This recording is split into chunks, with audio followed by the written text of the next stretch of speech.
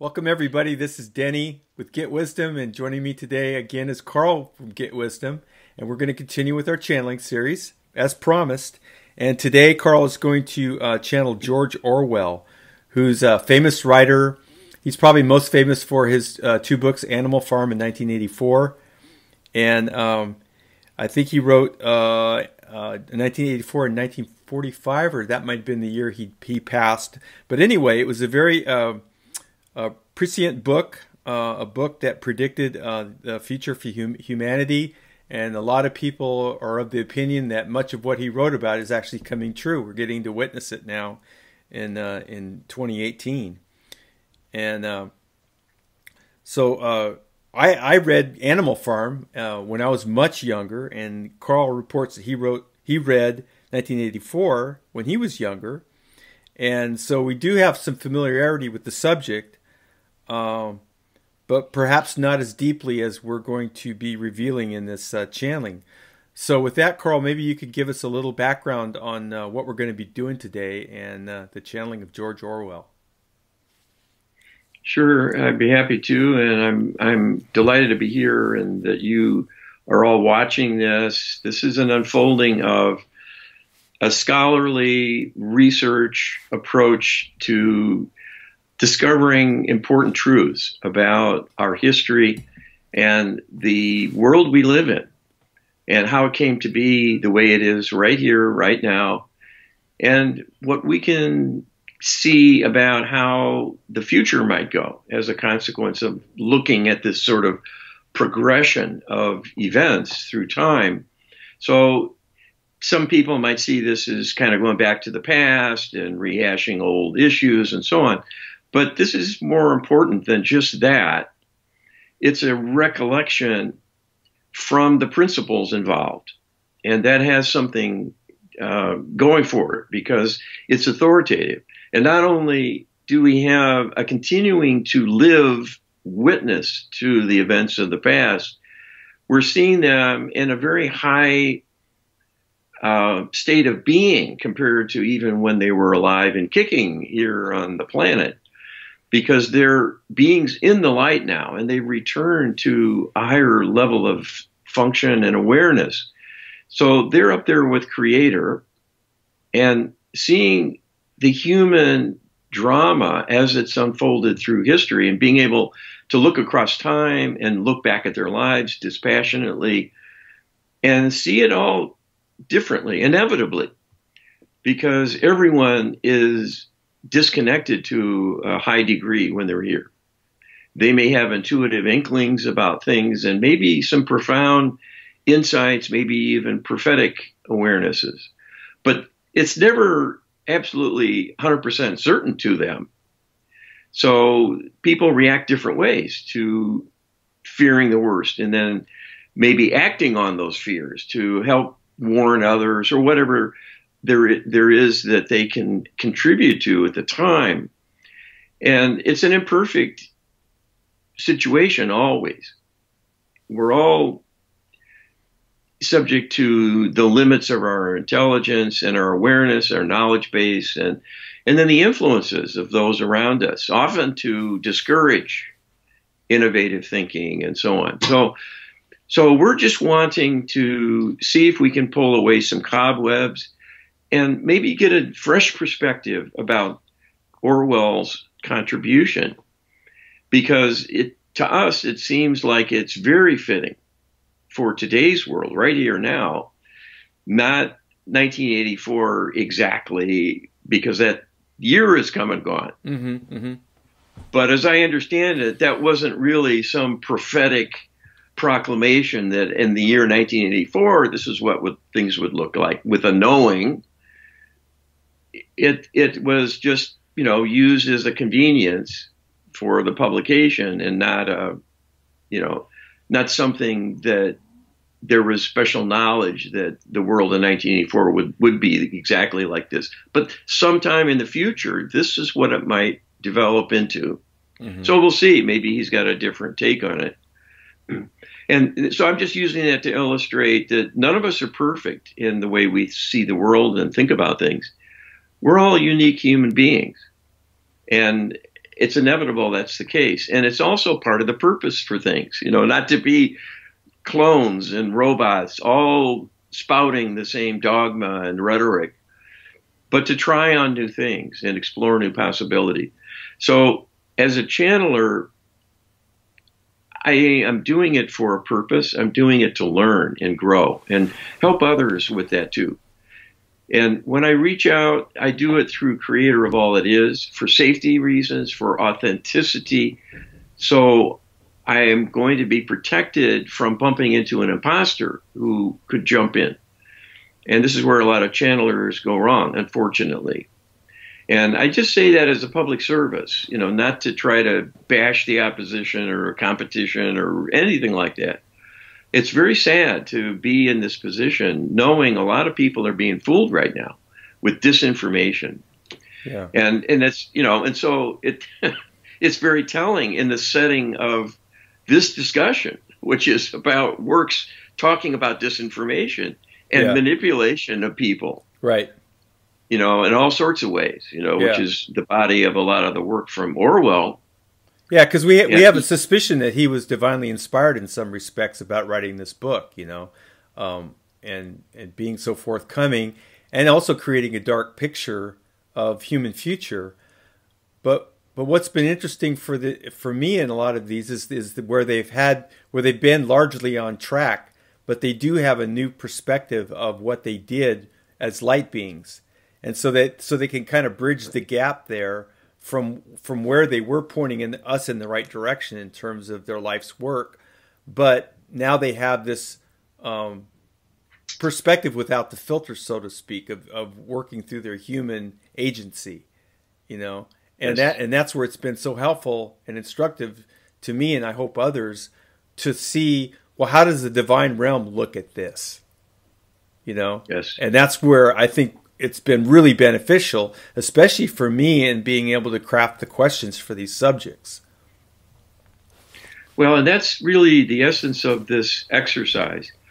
Coming from our own level of knowledge and ignorance, depending on which way you look at it, we will get a response from beings in the light according to what we're prepared to hear, and in a sense, what we're entitled to hear, because we know already the outlines. Yeah. And we want confirmation, perhaps, or maybe a little bit of extra extrapolation into other implications of the information and knowledge.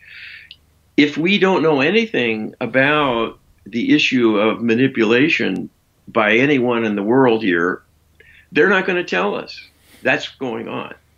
They cannot, because that's leading us, that's tipping the hand of truth to the ignorant, when we haven't done our own homework, when we haven't looked to see and make an intuitive read and assessment of things and use our own inner divine connection to see, there's something wrong here.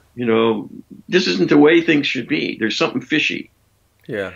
So if you go to the light and say, well, what is it that smells here? I don't understand it perfectly, but there's something wrong with how this is being done. And is this the way things need to be in order to progress? Or is there a distortion, or is someone causing something to happen to get in the way? Yeah. See, if you bring that question forward, you can get answers. Right. But if you ask, how are we doing? It seems like, things are clicking along, and they'll say, well, you're clicking along and you're doing the best you can. Okay, end of story. Right. Because you're not pushing the frontier. You're not pushing the border. Right. So that's why we're here pushing the border with the light.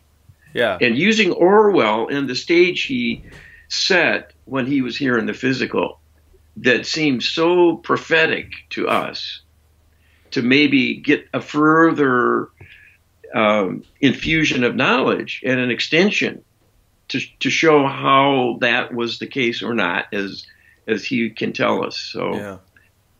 Well, when I was researching for the questions, I did go look at the reviews of 1984, and there was, I think, thousands of them. I think there were 6,000 reviews on Amazon, if I'm not mistaken. It was a lot. It was the most I've ever seen of any book. And but one thing that impressed me when I was going through some of that was a lot of the recent reviews there, just talking about how it was such a classic piece of work and how it still held up and still was making a huge impression on people. It didn't become dated, which you would expect from the time he wrote it. And he introduced new words, to our language just from that single book, and how most of it stuck.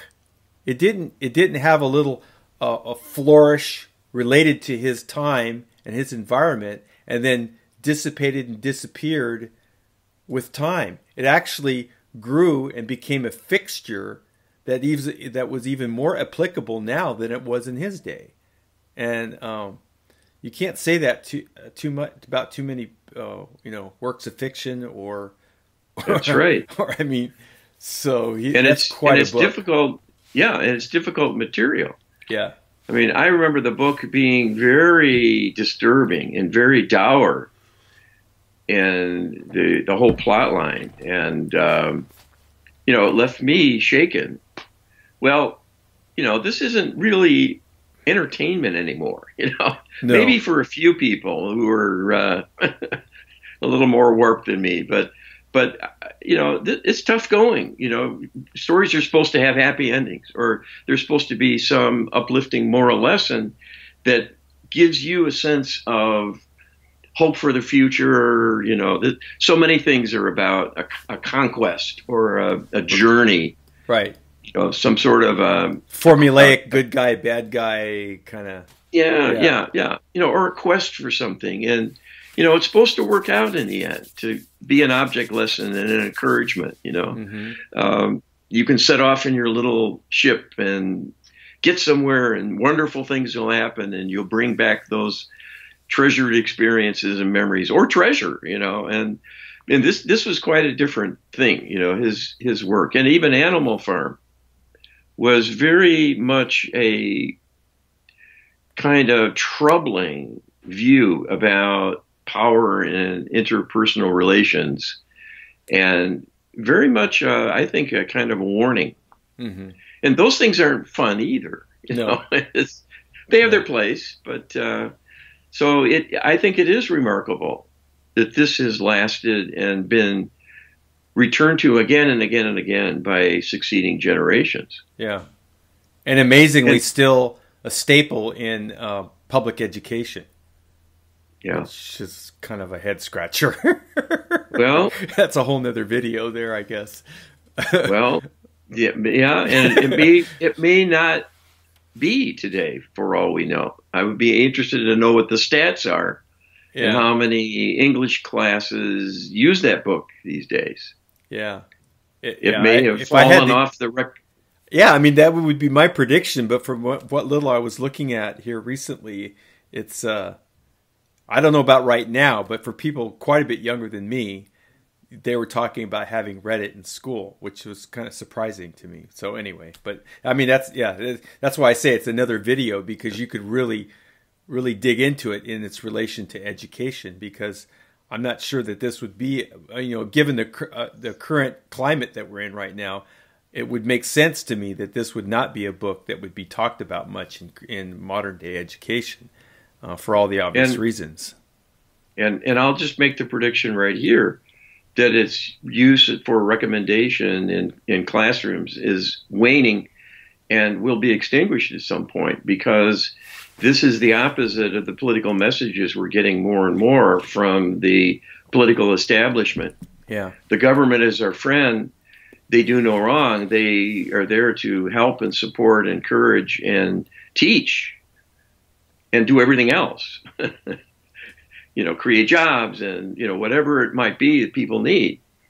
So anything that criticizes government makes them uneasy, frankly. And so we're on a slippery slope with the political correctness.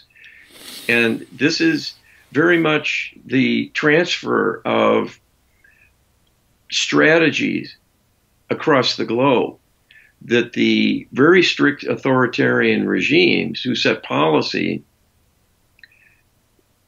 tend to be transportable. And they go to other nations and become part of their cultures. It's kind of like a virus passed around. Yeah. And, these are personal observations. But, I mean, you think about the term political correctness. Well, it's clearly a phenomenon. It's criticized by some quarters, and it's accepted by others. And the term itself comes from communist China. This is from the Mao era, Mao Zedong. It was a term that he coined to denote the enemies of the people because their thoughts and beliefs were not politically correct, and therefore they were a danger to society. So this is a very dark authoritarian suppression that this leads to. Right. And so when other countries start to embrace that notion, it's a slippery slope. Yeah. We're not standing on people's necks with jackboots, but if you stifle free speech, you're on your way. Because the next step is enforcement of that, not just, a soft kind of exclusion at first. We're not going to let them on campus. We're not going to let them on the air to talk about their views and so on. Right. Then it comes to losing jobs, being shunned, and then becoming enemies of the state, right? And being locked up and worse. So, and he did talk about that extensively in his writing about how the words are changed, like enemy of the people. Well, that's actually a euphemism for enemy of the state, where they confuse the idea of people and the state. It becomes, I see that all the time in the U.S. where they talk about, well, we did this, we did that, and they're referring to the U.S. government and unable intellectually to make a distinction between themselves and the country they live in and the government. And if you sat them down and asked them, well, if you were of your own volition, would you do this? No. Well, that's what your government did. Why do you say we? And then it's a silence. But here we have George Orwell, his pen name, and a lot of people say his final warning was giving us the image of a boot stamping on a human face forever. Ah, well, there you go. And that's directly from his mouth, his words, his writing. And that's part of our last question today. I have 7 questions. So, well, I think we gave a good background on the subject of George Orwell and his concerns. So maybe with that, we could get started. Okay, I will take a moment to get in the state of consciousness. I need to do the channeling and put protection around the work. And then when Creator has connected me to him, which is how I do this, so I get that sureness about the accuracy, and he will announce his presence, and we'll go from there. Okay, thanks.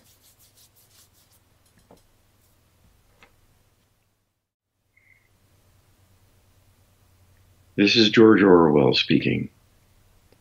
Thank you for joining us. Can you describe your passing and your transition to the light for us? My passing was surprisingly gentle in the end, having resigned myself and had some inklings, very much a premonition that I was not alone in looking to my future, that something more would keep going. And this awakened within me a further realization of my origin as in some way a spiritual being after all.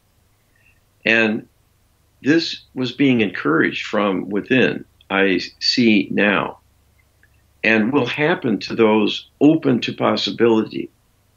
It cannot happen to those who are too negative and who deny the existence of a higher power or the continuity of life beyond the physical.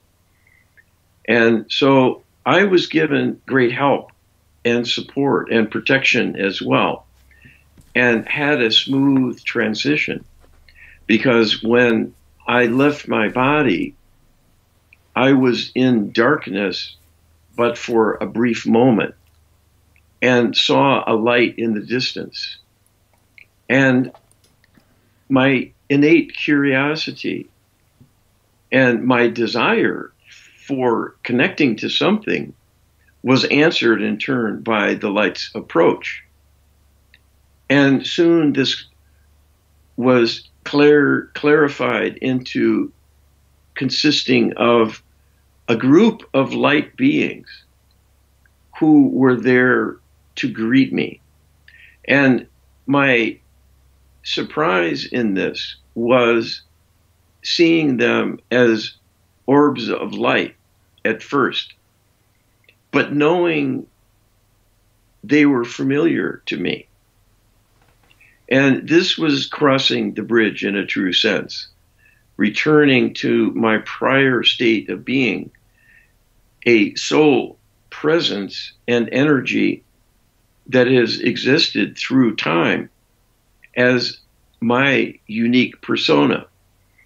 And the awareness there were many others I knew and were friends. And this was the case in those approaching. They were old soul acquaintances and deep, deep friends by the point I had my life as George Orwell. And so this was all I needed to follow their lead and accept their encouragement, and the infusion of additional energy as a consequence to me to begin expanding my awareness further and to strengthen and reestablish my way of perceiving things and sensing things as a light being, a higher vibrational energy that is much more profound in reach. Because as light beings, you can all see across time and see across the cosmos. You can journey instantly to locations. You can have knowings about things of interest imparted to you instantly, simply by sending your thought forth in desiring that knowledge. And the implications and awareness can be probed in minute detail. In the same way, you can look at a person in physical existence and at the same time, while monitoring their actions, look forward and backward about where they have been, and not only that, where they are going, at least with regard to the likelihoods, the probability of moving along a certain path. And at the same time, you can be looking at the soul of that person and have a dialogue with it if you choose, and gaining an even deeper understanding of what that soul is all about in projecting into the physical in that current life unfolding, available and open to your perspective. There are no secrets from the light. And this is disquieting information for many, and in particular, a world built on secrecy. But we wanted specifically to clarify this for you, because it is a theme running through my written works and will be the subject matter of the questions to come here today.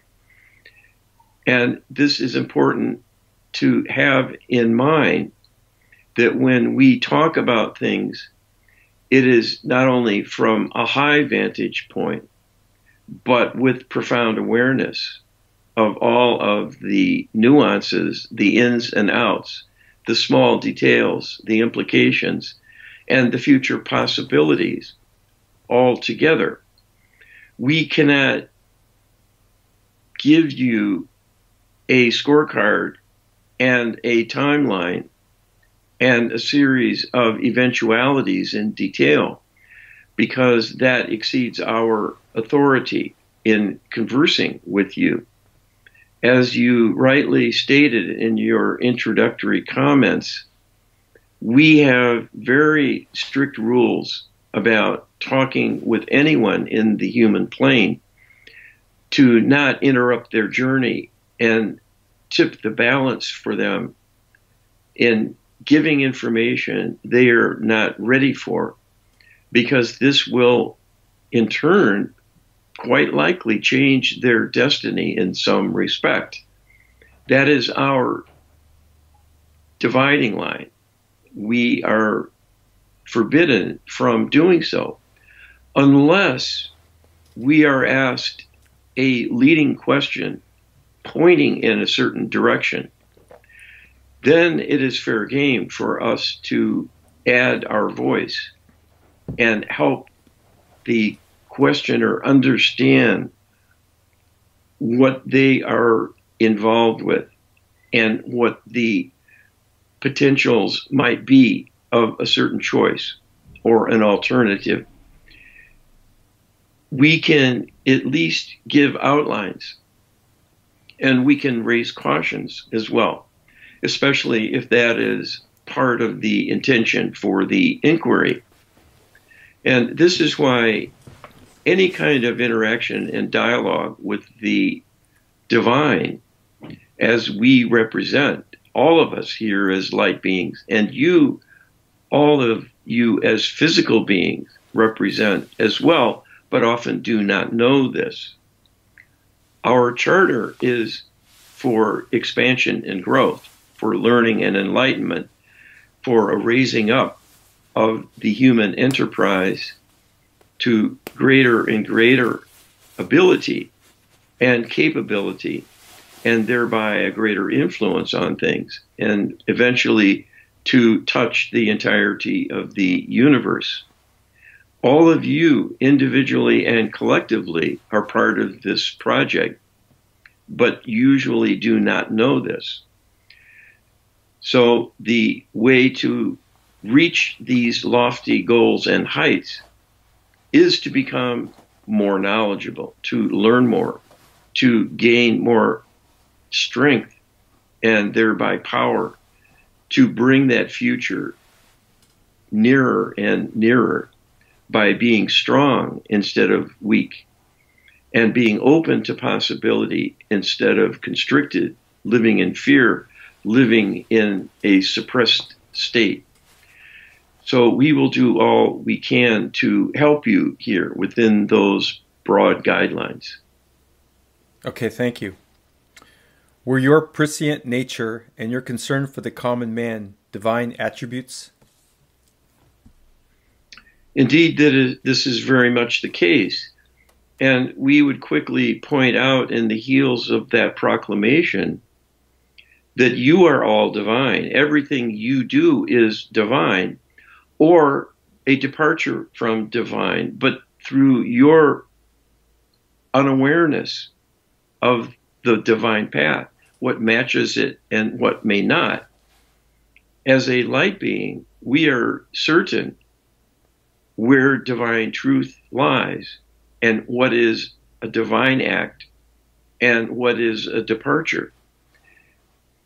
A physical human does not have that awareness to a high degree, with a high degree of certainty in almost all cases.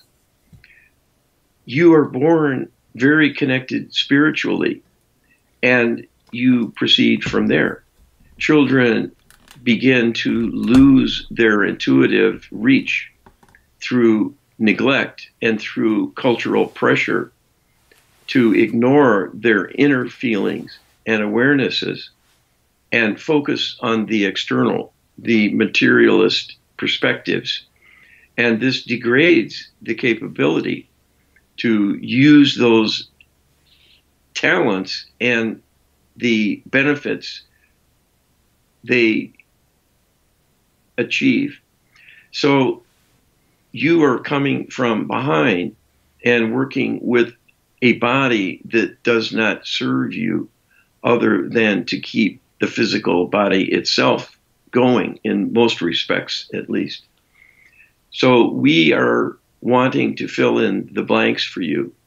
And as a physical being, if you are more open than usual to a spiritual flow of love and information, you will be touched by the divine and will respond according to who you are in your soul's expression. If you are highly closed off and corrupted, the information may pass through you and not remain and not be embraced and utilized in a direct way. In a sense, it is falling on deaf ears because you are turning away from the light in your thinking and feelings of the moment. This does not mean you are condemned or beyond hope, but only lost for a time, and you are losing your way. There is always a path back, and so the great teachers among you are those who bring forth divine truths to win you back to the divine path. That is always the intention.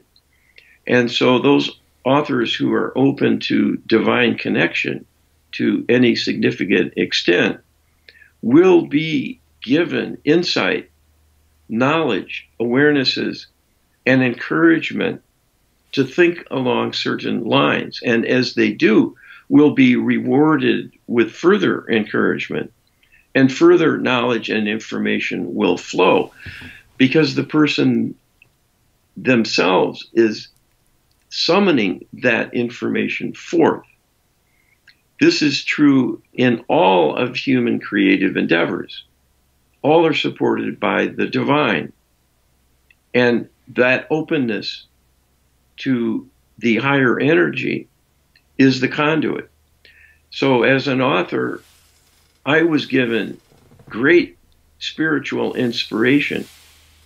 There was a long lead up and preparation through much hard-won life experience that had many ups and downs, as many negative experiences as positive ones.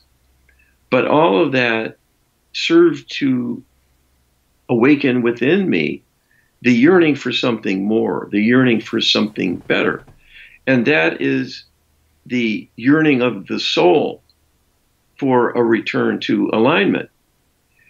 This is unavoidable because when you are dark in your thoughts and deeds, you have turned away from your identity as a soul-based being. And this puts you in conflict with your very essence. And there will be rumblings. There will be a discomfort within you. If your spirit has been denied for too long and disregarded and dismissed in effect as being unuseful and to be avoided, particularly as a consequence of corruption done by interlopers to get in the way of your life, you can disconnect entirely from that spiritual flow. And then you're left on your own to your own devices.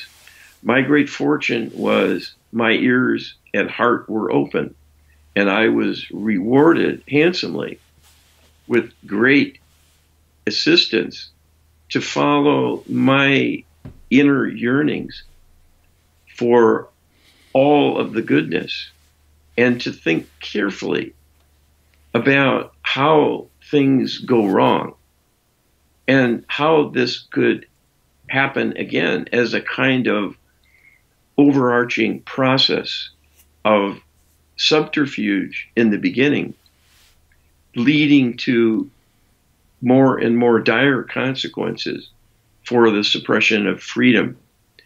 Having seen the ravages of war and all that happened at the hands of powerful military and political forces, desiring empire, conquest, subjugation, and then even a genocidal elimination of people altogether, was quite a school to attend.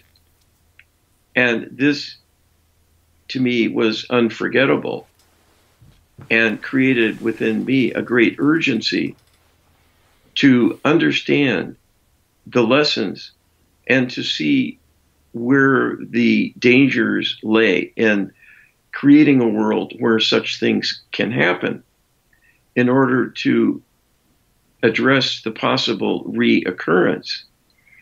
So from the idea of constructing a plot about this grew the outlines, and then as the skeleton was fleshed out, a growing appreciation of the teaching value. And then finally, near the end of the project, fully appreciating how this might serve as a cautionary tale for future conduct. It was fiction, but it was informed through divine wisdom and in many ways was prophetic. But all was assisted by divine support and inspiration. Okay, thank you. How did your previous incarnations contribute to your focus and your work as the writer George Orwell?